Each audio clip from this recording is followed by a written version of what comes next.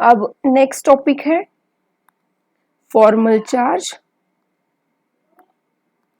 अब देखो formal charge में क्या करना है, बस फॉर्मूला हमें याद रखना है। फॉर्मूला क्या है, देखो formal charge is equal to valence electron minus in bracket number of bond plus 2 into lone pair. This is lone pair, this is number of bond and this is valence electron। किसी भी atom का अगर formal charge निकालना है तो उसके बारे में हमें valence electron, number of bond और उसकी लोन पेयर पता होनी चाहिए। ठीक है, ये दिया है। तो फॉर्मल चार्ज Ve मतलब है valence electron on original atom, number of bond and number of lone pairs. अब जैसे कि देखो यहां पर एक एग्जांपल दिया है, calculate formal charge on various oxygen atom in ozone O3 atom and draw its Lewis structure with formal charge. Okay, पहले हम फॉर्मल चार्ज निकाल लेते हैं, उसके बाद उसका स्ट्रक्चर ड्रॉ करेंगे। हमें तो मालूम है राइट कि पिछले वीडियो में मैंने ये बताया था कि O3 का स्ट्रक्चर कैसे ड्रॉ करना है। फिर एक बार देखो, यहाँ तो सेंट्रल एटम और पेरिफेरल एटम ऐसा कुछ है नहीं, सारे ऑक्सीजन है, तो इनके वैलेंस इलेक्ट्रॉन निकाल लो। 3 4 5 6, हर एक के 6 वैलेंस इलेक्ट्रॉन है। अब इस ऑक्सीजन के साथ 2 बॉन्ड कर दो, इसका ऑक्टेट कंप्लीट हो गया, इसका भी कंप्लीट हो गया। अभी इस थर्ड ऑक्सीजन का बाकी है, तो सिंपली हमने क्या किया था, इसके साथ कोऑर्डिनेट बॉन्ड फॉर्म किया था। ये हो गया उसका स्ट्रक्चर, देखो यहां पर है। अब इस सभी ऑक्सीजन है, इसीलिए समझने में आसानी हो इसीलिए इसको नाम दिया है ए, ये है बी, ये है सी ऑक्सीजन। और हमें ए ऑक्सीजन ए के ऊपर का फॉर्मल चार्ज निकालना है, बी के ऊपर का निकालना है और सी के ऊपर का। अब फर्स्ट ऑफ ऑल ए के ऊपर का फॉर्मल चार्ज देखते हैं। फॉर्मूला क्या है, number of valence electron on that oxygen atom minus in bracket number of bond plus 2 into lone pair. अब यहां पर देखो वैलेंस इलेक्ट्रॉन कितने हैं इस ए वाले ऑक्सीजन में, 1 2 3 4 5 6 राइट। तो ये हो गया, यहां पर देखो 6 माइनस नंबर ऑफ बॉन्ड कितने किए इस ऑक्सीजन ने।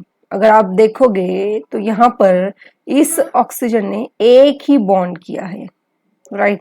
तो ये हो गया 1 प्लस 2 into लोन पेयर कितनी है इसके पास, दे लोन पेयर मतलब 2 इलेक्ट्रॉन, मतलब 1 लोन पेयर। और ऐसे कितनी पेयर्स है, देखो यहां पर 2 3 लोन पेयर्स है।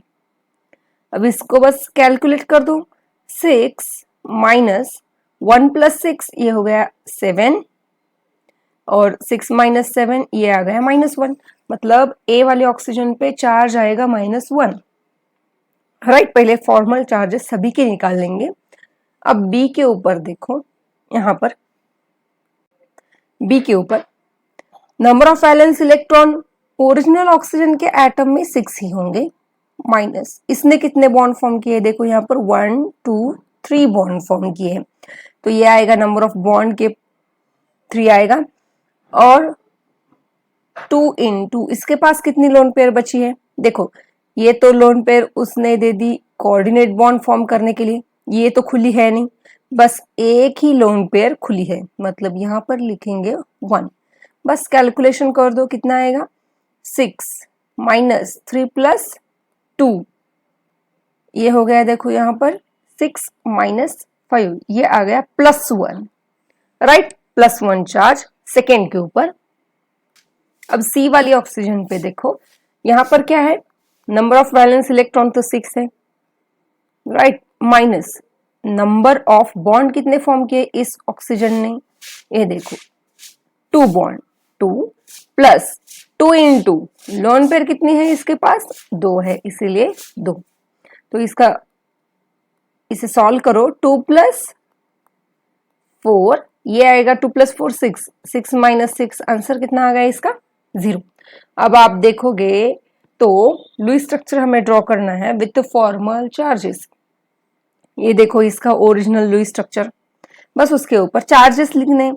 अगर आप देखोगे तो ए वाले पे चार्ज था -1, बी पे चार्ज था +1 और सी पे चार्ज था 0।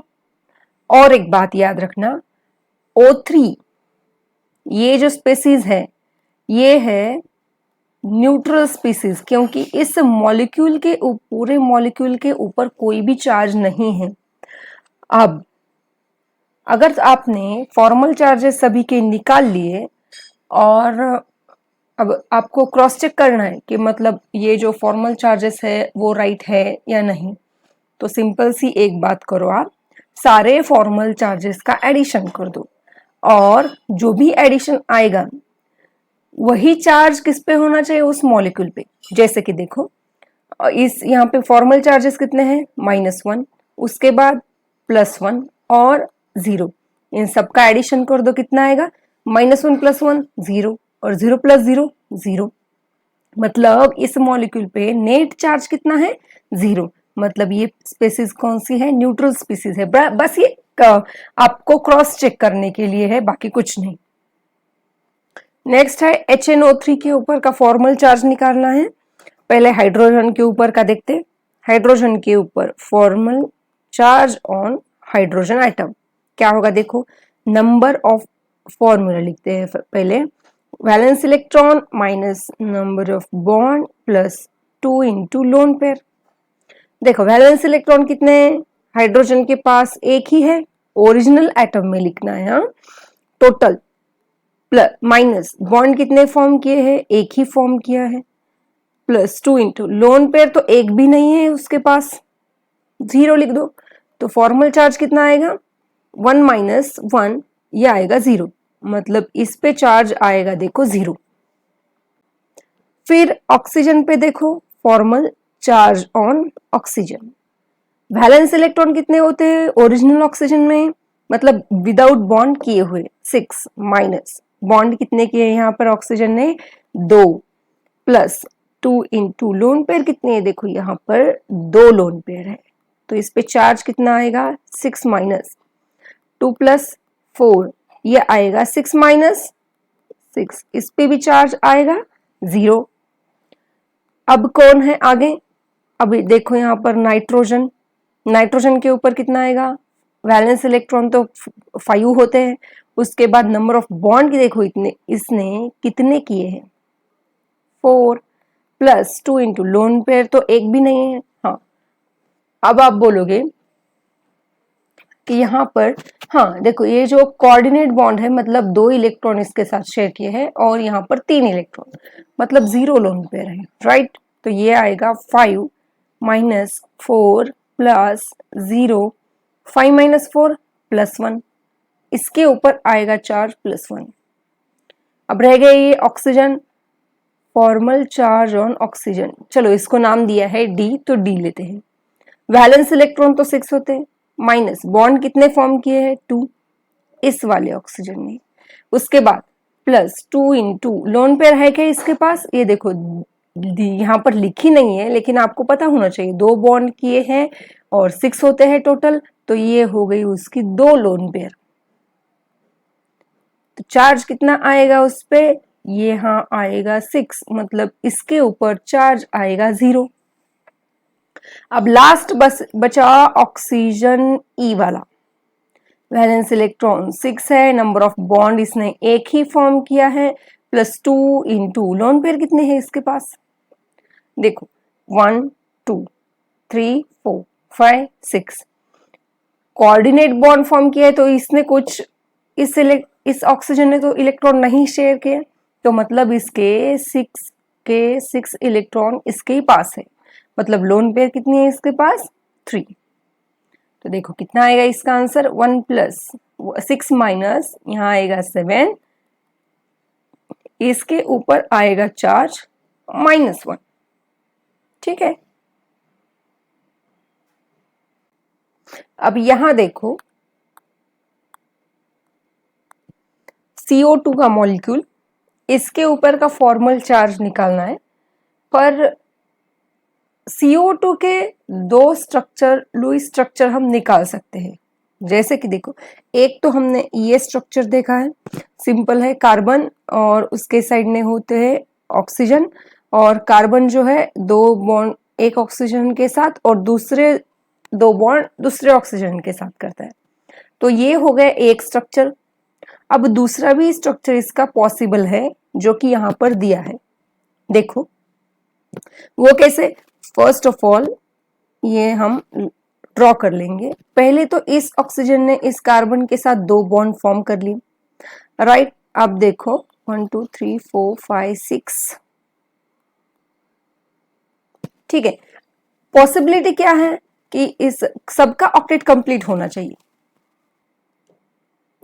तो इसमें पॉसिबिलिटी क्या है कि देखो, ये कार्बन, इस ऑक्सीजन को तो दो इलेक्ट्रॉन से मतलब है, तो फिर ये क्या कार्बन करेगा, इसके दोनों इलेक्ट्रॉन इसके साथ शेयर कर लेगा, राइट। तो ये कोऑर्डिनेट बॉन्ड फॉर्म करेगा। अब इसका ऑक्टेट कंप्लीट हो गया, दोनों ऑक्सीजन का कंप्लीट हो गया, लेकिन कार्बन का ऑक्टेट कंप्लीट नहीं हुआ। तो कार्बन क्या करेगा, ऑक्सीजन से दो electron as a coordinate bond ले शेयर कर लेगा, राइट। मतलब इसका भी ऑक्टेट कंप्लीट हो गया। ये एक स्ट्रक्चर है लुईस का, और ये उसी मॉलिक्यूल का दूसरा लुईस स्ट्रक्चर है। मतलब एक ही मॉलिक्यूल के एक से ज्यादा लुईस स्ट्रक्चर पॉसिबल है, लेकिन उसमें से कौन सा वाला हम चूज करेंगे, राइट, जो कि हम बुक में नॉर्मली लिखते हैं ऑलवेज।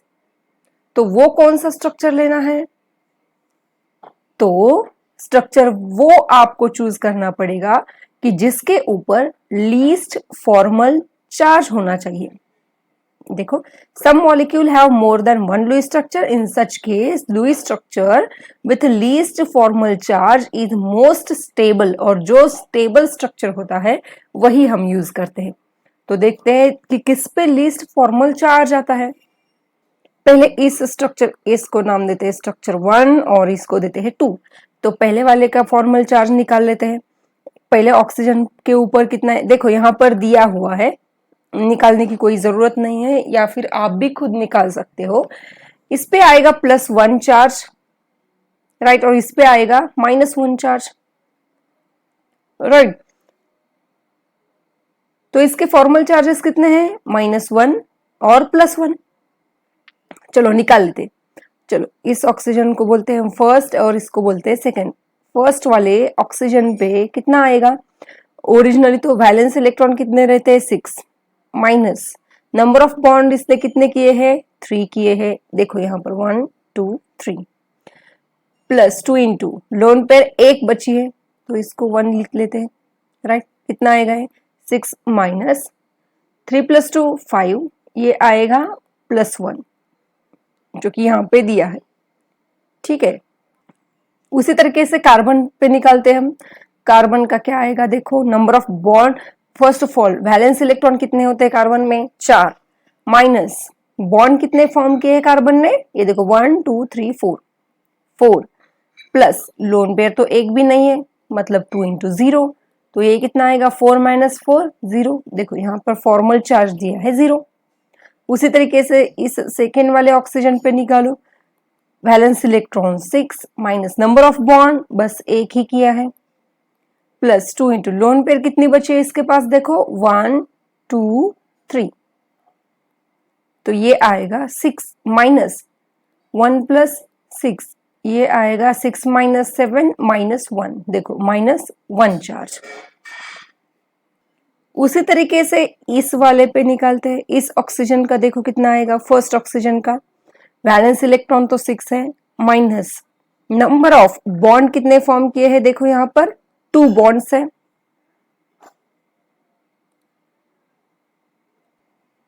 नंबर ऑफ बॉन्ड किए हैं इसने 2, राइट, +2 इंटू लोन पेयर कितनी है, देखो इसके पास 2, तो ये आएगा 6 - 6, देखो यहाँ पर लिखा हुआ है 0 फॉर्मल चार्ज। उसी तरीके से कार्बन के ऊपर निकालो, कार्बन पे वैलेंस इलेक्ट्रॉन होते हैं 4, माइनस बॉन्ड कितने फॉर्म किए हैं 1 2 3 4, 4 लोन पेयर तो एक भी नहीं है, 4 माइनस 4 0, यहाँ पे आ गया चार्ज 0। अब लास्ट है ऑक्सीजन। ऑक्सीजन के पास देखो नंबर वैलेंस इलेक्ट्रॉन 6 है, उसके बाद नंबर ऑफ बॉन्ड कितने फॉर्म किए हैं यहाँ पे देखो 2, प्लस 2 इंटू लोन पेयर कितनी है 1 2 2, मतलब यहाँ पे भी आएगा 6 माइनस 6 इक्वल टू 0। अगर आप देखोगे ये जो सेकेंड वाला स्ट्रक्चर है इस पे हर एक एटम पे चार्ज है 0, और यहाँ पे फॉर्मल चार्जेस अगर देखोगे एक के ऊपर है +1, एक के ऊपर है -1, मतलब लीस्ट फॉर्मल चार्ज वाला स्ट्रक्चर कौन सा है ये। यही स्ट्रक्चर सबसे ज्यादा स्टेबल है, तो हम कभी भी रिएक्शन के लिए हम यही स्ट्रक्चर यूज करते हैं। अब देखो बॉन्ड कैसे फॉर्म करते हैं हम, ये तो देख लिया, मतलब शेयरिंग से उसका स्ट्रक्चर भी ड्रॉ कर लिया। अब बॉन्ड के कुछ पैरामीटर्स देखने हैं, जैसे कि बॉन्ड लेंथ, बॉन्ड एनर्जी, वो क्या होती है देखो। बॉन्ड पैरामीटर्स में फर्स्ट है बॉन्ड लेंथ। बॉन्ड लेंथ मतलब क्या, दो बॉन्ड में जो लेंथ होती है वो लेंथ, सिंपल है मतलब, लेकिन उसकी एक डेफिनेशन है कि आइडियल डेफिनेशन ये कहती है कि दो एटम्स, ये तो देखो फर्स्ट ऑफ ऑल एटम मतलब क्या होता है कि एटम जो है वो अंदर है ये सेंटर, और इसके बाद ये बाहर इलेक्ट्रॉन्स घूम रहे हैं, उसमें भी शेल्स है। सपोज ये जो हम कंसिडर करें, पहले तो ये सेंटर है, न्यूक्लियस है, उसके बाद ये आउटर मोस्ट शेल लेनी है, वो भी कैसे इलेक्ट्रॉन सर्कुलर पोजीशन में घूम रहे हैं, मतलब ये हम इसको सर्कल भी बोल सकते हैं। तो इसकी सर्कल है तो ये हो गई उसकी रेडियस, अगर एटम ए है ये तो उसकी हो गई रेडियस ऑफ ए। उसी तरीके के दूसरा एक एटम है, ये हो गई उसकी रेडियस बी, और दो एटम में जो बॉन्ड फॉर्म हो रहा है राइट, उसकी लेंथ मतलब बॉन्ड लेंथ होगी, और ये जो बॉन्ड फॉर्म हो रहा है इनमें, तो इसकी लेंथ क्या होगी, इसकी लेंथ होगी inter nuclear distance between two atom. फिर से सुनो, इंटर न्यूक्लियर मतलब दो न्यूक्लियस के बीच का जो डिस्टेंस है उसे हम बोलते हैं बॉन्ड लेंथ, और ये क्या है distance, radius of A plus radius of B. लेकिन ये तो आइडियल है, क्योंकि जो बॉन्ड फॉर्म होता है उनमें एटम जो है वो सिर्फ ऐसे टच नहीं होते, बल्कि बॉन्ड फॉर्म होने के बाद ये जो है ऐसे ओवरलैपिंग हो जाती है। तो ये हो गया उनकी रेडियस। डेफिनेशन तो वही होगी, क्या होगी, inter nuclear distance between two atoms. अब जब बॉन्ड फॉर्म होता है मतलब क्या होता है, सपोज ये एक एटम है और ये दूसरा एटम है, इनमें बॉन्ड फॉर्म हो गया। बॉन्ड फॉर्म हो गया मतलब क्या, उनमें ओवरलैपिंग हो गई शेल में, राइट। ये यहाँ पर है इलेक्ट्रॉन्स जो कि शेयर किए हैं, तो ये हो गया उनकी radius, sorry bond length, right. तो ये जो कोवेलेंट बॉन्ड फॉर्म होने के बाद जो हम बॉन्ड की लेंथ निकालते हैं उसको हम बोलेंगे ये कोवेलेंट रेडियस। यहाँ पर अभी इस सिचुएशन में अगर आप देखोगे, यहाँ पर सिर्फ एटम एक दूसरे से टच हुए हैं तो ये हो जाएगी एग्जैक्टली Ra प्लस Rb, लेकिन कोवेलेंट बॉन्ड फॉर्म होने के बाद इनमें हो जाती है ओवरलैपिंग, और ओवरलैपिंग हो जाने की वजह से ये जो ओरिजिनल मतलब ये बॉन्ड लेंथ है, आइडियल बॉन्ड लेंथ, वो जाहिर सी बात है थोड़ी सी बड़ी होगी, और कोवेलेंट बॉन्ड फॉर्म करने के बाद ये जो है इंटरन्यूक्लियर डिस्टेंस वो थोड़ा सा कम हो जाएगा। तभी फिर भी हम उसके लिए भी नाम लिया है, ये जो है ये होगी कोवेलेंट रेडियस ऑफ ए, और इसे हम कहते हैं कोवेलेंट रेडियस ऑफ बी। फर्क सिर्फ इतना है कि यहाँ पे ओवरलैपिंग नहीं हुई और यहाँ पे ओवरलैपिंग हुई है। ये जो है वो है रियल बॉन्ड लेंथ। राइट। तो इसे हम बोलेंगे कोवेलेंट रेडियस, ठीक है। और एक कंसेप्ट है वंडरवाल रेडियस। तो वो क्या होता है देखो, जैसे कि देखो यहां पर ये जो दिया है ये एक मॉलिक्यूल है और वैसा ही दूसरा मॉलिक्यूल है। सपोज ये Cl2 का है और ये भी Cl2 का मॉलिक्यूल है। अब ये दोनों मॉलिक्यूल, मॉलिक्यूल मतलब क्या, उनमें भी एटम्स है जो कि ऐसे शेयर हुए हैं, राइट। वैसे ही एक सपोज दूसरा भी मॉलिक्यूल आ गया यहां पर, ये इनकी ओवरलैपिंग नहीं हुई है एक्चुअली, इसको इग्नोर कर दो। ओवरलैपिंग इन दोनों की हुई है, इन दोनों की ओवरलैपिंग नहीं हुई। हाँ, इन दोनों की ओवरलैपिंग फिर से हो गई है। बस ये दोनों क्या कर रहे हैं, टच कर रहे हैं एक दूसरे को। ये देखो यहां पर दिखाया है। तो यहां पर जो रेडियस होगी दो मॉलिक्यूल के बीच में, उसको हम कहेंगे, वो उसकी भी रेडियस वैसे ही निकालनी है दो मॉलिक्यूल के। अब ये देखो ये जो दो मॉलिक्यूल है ना, उसके बीच में जो मतलब इंटरन्यूक्लियर डिस्टेंस है उसको हम बोलेंगे वंडरवाल रेडियस, ठीक है। उसको बस आधा आधा करना है हमें। ये जो एक की हो गई, ये इस मॉलिक्यूल की रेडियस है और ये इस मॉलिक्यूल की रेडियस है और इसको हम बोलेंगे वंडरवाल रेडियस। अगर आप कंपैरिजन करोगे इस रेडियस ए कोवेलेंट रेडियस और वंडरवॉल रेडियस को, तो आपको ऐसा पता चलेगा कि जो हमने आइडियल रेडियस ऑफ ए निकाली थी वो radius of A is greater than, फिर वंडरवॉल रेडियस और कोवेलेंट रेडियस में अगर कंपेयर करोगे तो वंडरवॉल रेडियस थोड़ी सी बड़ी होगी और कोवेलेंट रेडियस सबसे छोटी होगी, क्योंकि उनमें ओवरलैपिंग हुई है। और वंडरवॉल रेडियस में बस एटम ले लो या फिर आप मॉलिक्यूल्स ले लो, बस ये एक दूसरे को टच कर रहे हैं, मतलब ये क्या हो गई, सबसे बड़ी। मतलब van der Waals radius is greater than radius of A than covalent radius.